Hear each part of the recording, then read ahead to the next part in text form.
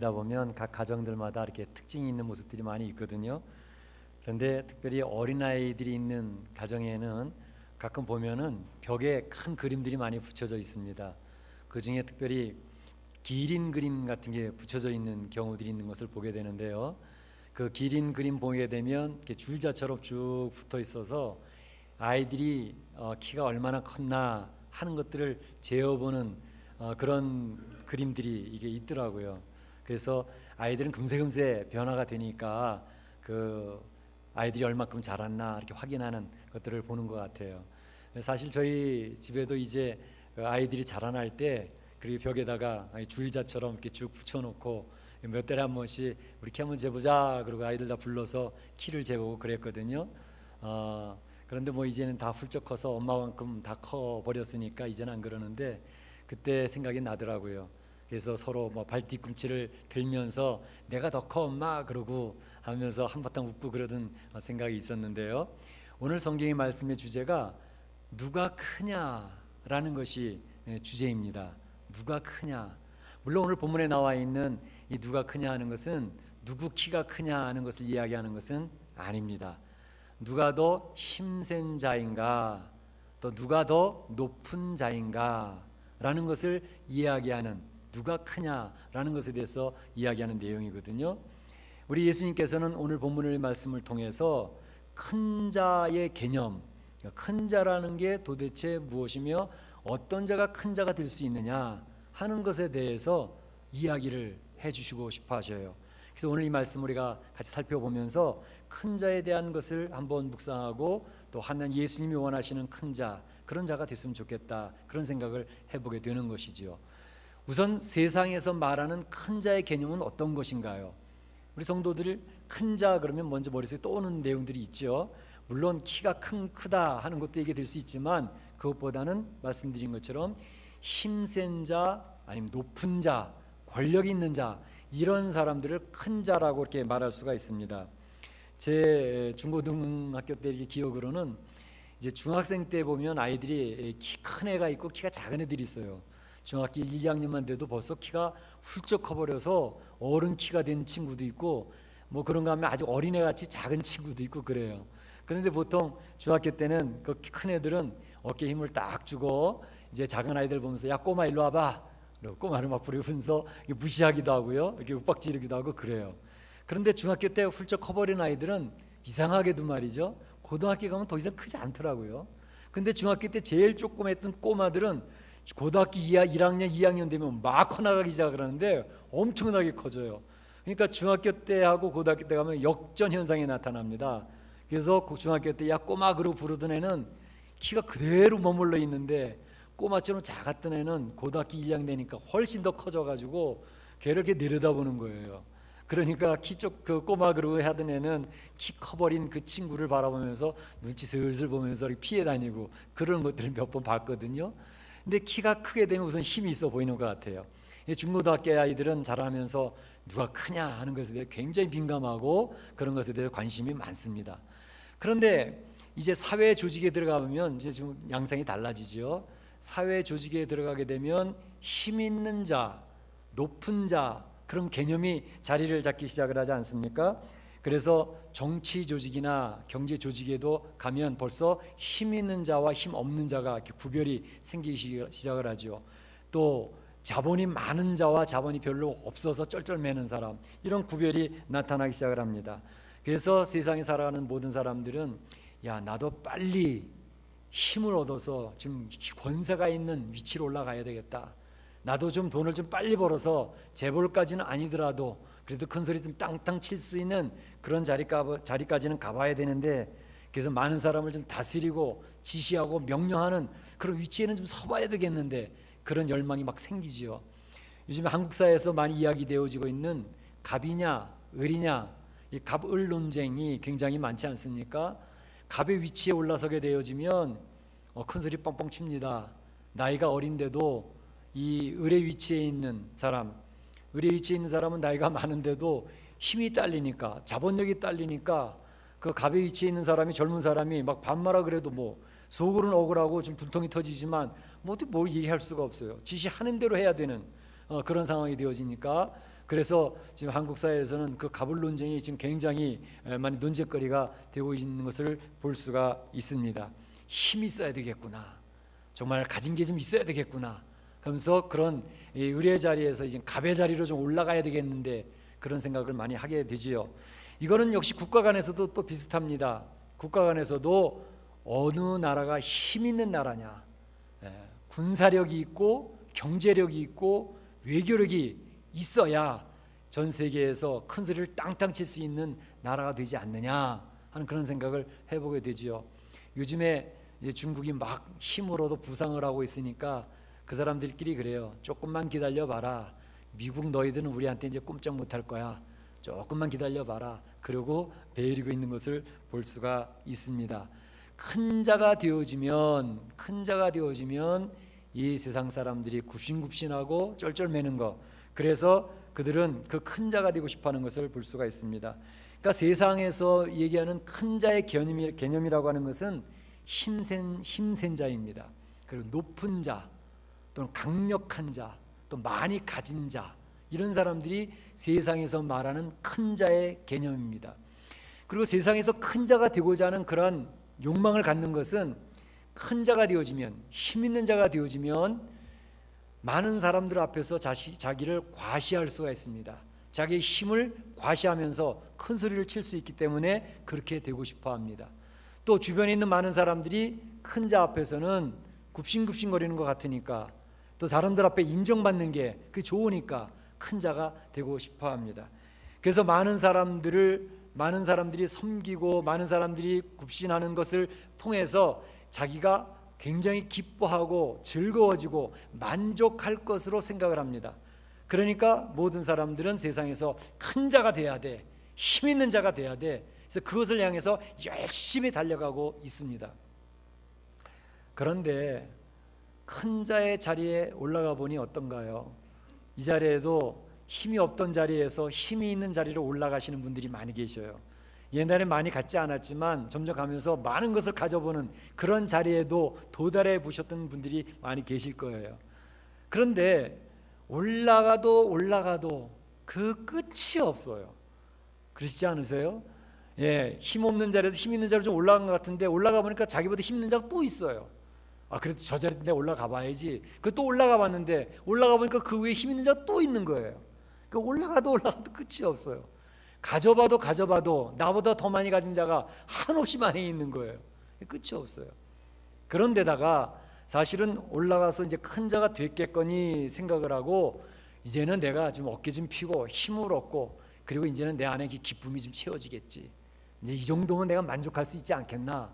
그래서 이제는 기쁨이 오고 만족할 걸로 생각을 하고 열심히 매진을 해서 자기가 온 생애를 다 바쳐서 큰 자가 되려고 애를 써서 올라와 봤는데, 희한하게도 그 자리에 올라왔지만 마음에 만족이 없어요. 기쁨이 없어요. 아니, 그 자리까지만 올라가면 내가 기쁠 줄 알았거든요.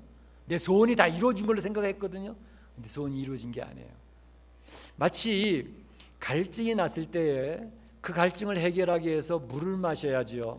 갈증을 해결하기 위해서 물이 없다고 소금물을 마시면 어떻게 되겠습니까? 소금물은 마시면 마실수록 그 갈증이 더욱더욱 심해지지 않습니까? 그것과 거의 흡사합니다. 그 높은 자리를 위해서, 힘 있는 자리를 위해서, 더 가진 자가 되고 싶어서 올라가도 그것은 끝이 없습니다. 만족이 채워지지 않습니다. 기쁨의 자리가 되지를 않는다는 것을 우리 한국의 재벌 되시는 분들, 어디 그분들이 행복하다고 하시던가요? 재벌이 되셨는데도 여전히 행복해 하시지 않습니다. 형제들과도 여전히 싸웁니다. 또 높은 권세, 우리나라의 최고의 자리에 올라가시는 분들 보세요. 그분들이 행복하다고 그러시더냐고요. 행복하다고 그러지 않아요.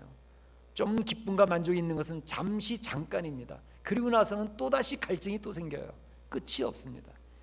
그래서 오늘 예수님께서는 사실 우리에게 큰 자의 개념을 바꾸라고 권면하고 계시는 겁니다. 성도들아, 큰 자의 개념을 바꿔라.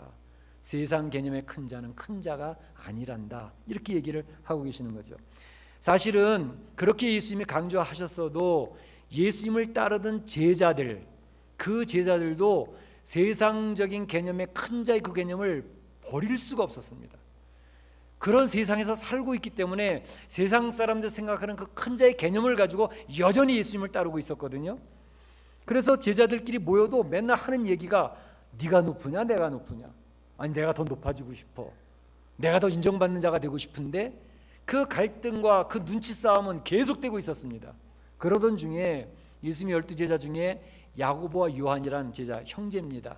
두 형제가 예수님 앞에 나와서 이야기하기를, 예수님이 주님의 나라를 이루시게 될 때 그 주님의 나라에서 저와 제 동생을 좌우편에 세워주시지요, 이렇게 요청을 합니다. 예수님의 주의 나라가 이루어졌을 때 저를 좌우편에 세워주세요, 그런 얘기를 하고 있는 것입니다. 이 모습을 봤던 다른 제자, 10제자가 그 옆에 그들이 있었거든요. 성경 말씀에 의하면 그 제자들이 분하여 그랬어요. 분하여 가로되 그랬어요. 그러니까 야고보와 요한이 예수님 앞에서 좀 저 좀 높은 자리에 좀 세워주세요 얘기하는 소리를 들으면서 씩씩거리고 있는 거예요. 자기네들만 높은 자리에 올려달래? 우리가 높은 자리에 올라가면 안 되나? 왜 자기네들만 높은 자리에 올라가야 되지? 씩씩거리고 있는 거예요. 그래서 제자들은 무슨 생각을 했느냐 하면, 그 당시에 예수님이 계시던 당시는 로마의 식민지에 이스라엘이 있지 않았습니까? 유다가 로마 식민 통치를 받으면서 굉장히 힘들게 지내고 있을 때였는데, 그들이 생각하기는 이제 이 예수님이 모세가 했던 것처럼 로마의 그 식민 통치를 물리치시고 이 이스라엘을 독립시키셔서 참으로 하나님이 축복받는 나라를 예수님이 세우실 것이라고는 확신 가운데 있었습니다. 그러니까 주님의 나라가 이루어진다고 하는 것은 로마의 권세를 다 물리치고 새로운 나라, 독립국가를 세워서 거기에서 예수님이 통치하시게 될 때에 자기네들을 우의정으로, 좌의정으로 세워줘서 참 큰소리 땅땅 치면서 살 수 있는 그런 자리를 보장받고 싶었다는 얘기죠. 그러니까 그들의 생각은 여전히 세상 사람들이 얘기하는 그 개념과 같은 것이었습니다.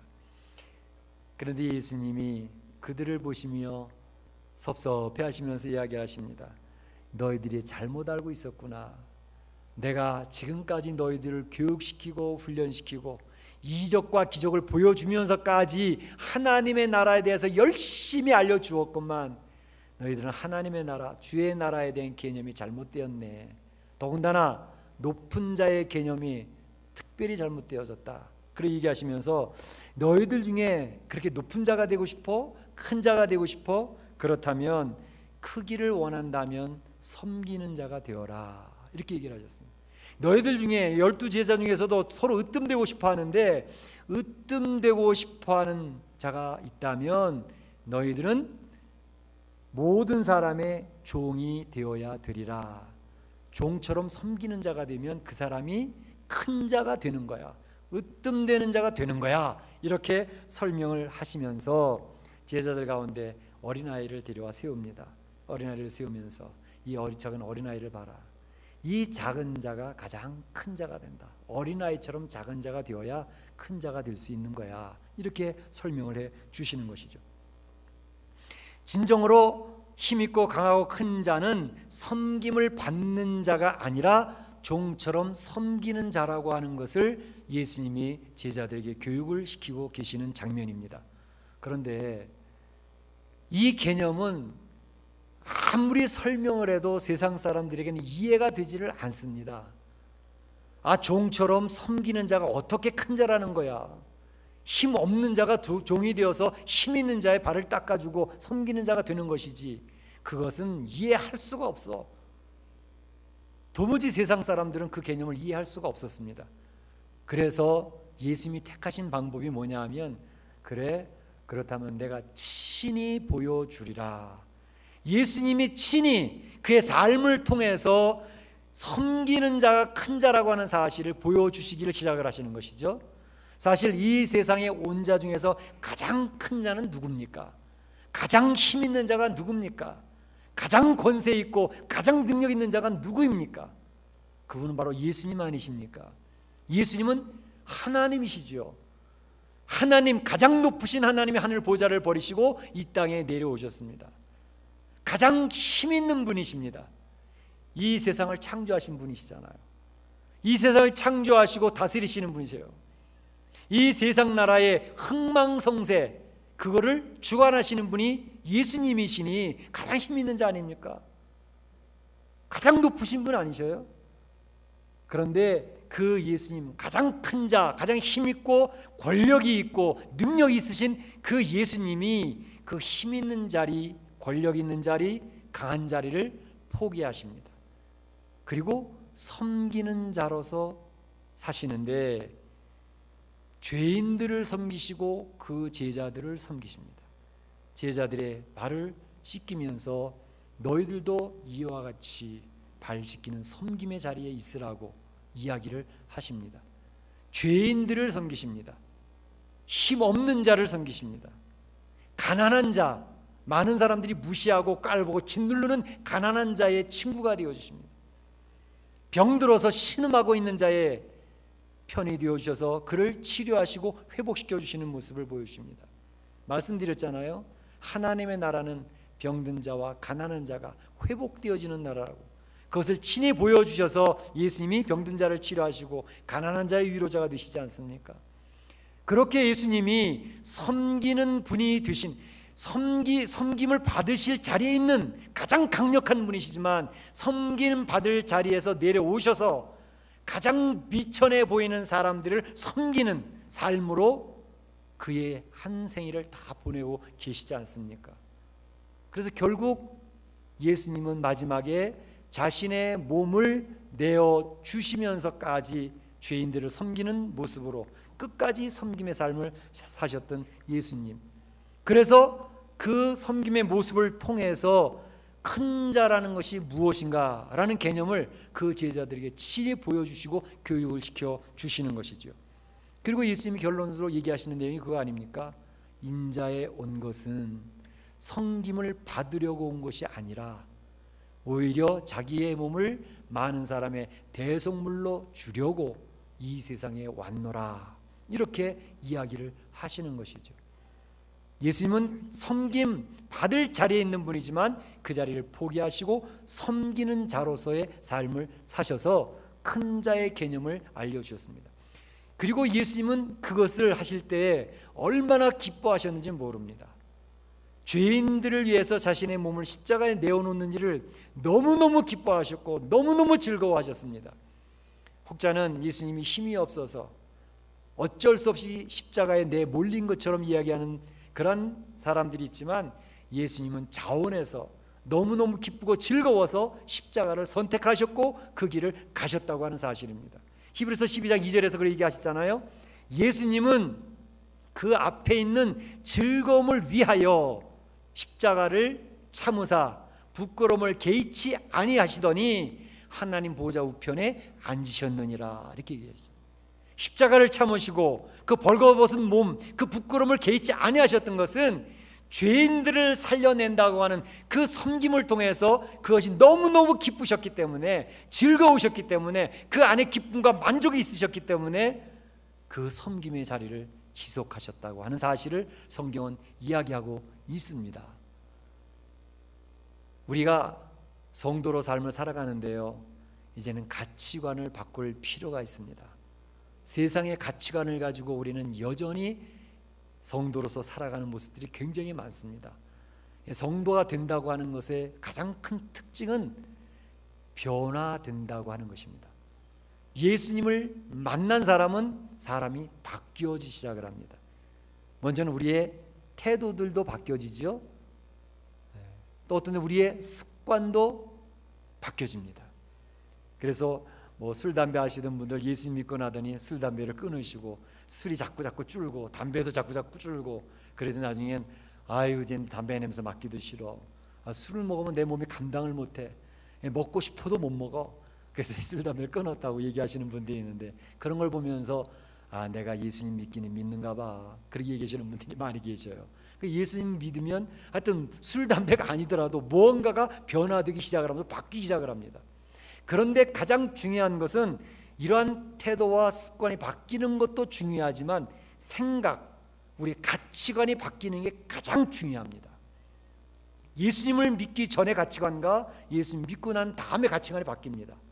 이를테면 물질관도 바뀌어져요. 예수님 믿기 전에는 물질관은 많이 소유해서 그 소유한 것을 가지고 기쁘고 즐기고 누리고 그리고 또 큰 소리 치면서 살아야지. 그 물질. 예수님 믿고 난 다음에 물질관은요, 이 물질을 잘 관리하고 다스리고 청지기처럼 사용해야지. 이 물질의 근원은 하나님 거로부터 오는 거니까, 나에게 주어진 물질은 하나님이 잘 사용하시라고 맡긴 거니까 나는 맡은 자일 뿐이야 라는 개념을 가지고, 소유의 개념이 아니라 맡은 자의 개념, 청지기의 개념을 가지고 물질을 다스리니까 하나님이 그냥 마음껏 부어주시지요. 왜? 마음껏 부어줘도 자기가 갖질 않으니까, 잘 사용하니까. 이 물질을 주시는 건 하나님이시기 때문에 물질의 통로로서 하나님, 내가 물질의 통로로서 한번 멋있게 사용해 보겠습니다. 그런 물질의 개념, 물질관으로 바뀌어진 사람에게는 하나님이 막 부어주시기 시작을 하는데 감당할 수 없을 정도로 부어주십니다. 그런 간증하는 분들이 굉장히 많아요. 네. 그래서 물질의 개념도 바뀌고요, 세계관도 바뀝니다. 옛날에는 예수님 믿기 전에 세계관은 그저 힘 있는 나라가 힘 없는 나라, 침략하고 장악하고 그래서 다스리면 되는 거지. 근데 그렇지가 않아요. 성경에서 이야기하는 것처럼 한 나라가 힘이 있어지는 것과 그 힘 있던 나라가 맥없이 무너지는 것은 흥망성쇠를 누가 다스리느냐? 하나님이 쥐고 계시는 것입니다.